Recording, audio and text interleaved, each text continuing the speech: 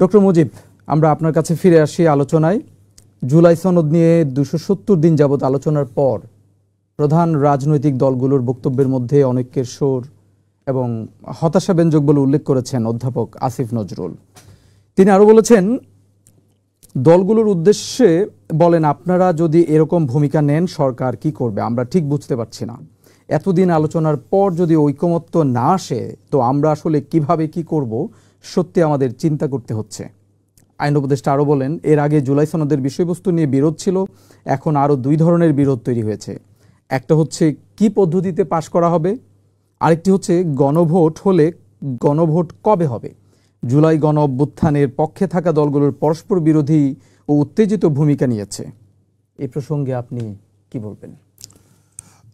কেন আপনাদের এই পরস্পর বিরোধী আচরণ? এখন আমাকে ইনভাইট করার জন্য যারা দেখছেন সবাইকে সালাম ও শুভেচ্ছা।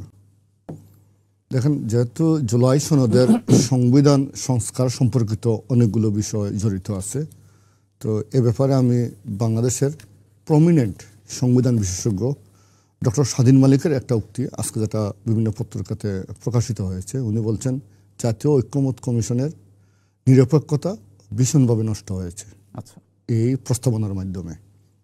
কারণটা কি? কারণটা হচ্ছে জুলাই সনদ যে পয়েন্টগুলা বিভিন্ন বিষয়ে সকল ফ্যাসিবাদ বিরোধী জুলাই অভ্যুত্থানের পক্ষের সকল রাজনৈতিক দলগুলোর সাথে এই ঐক্যমত্য কমিশন গত 9 মাস একাধারে সিরিজ বৈঠক করেছে।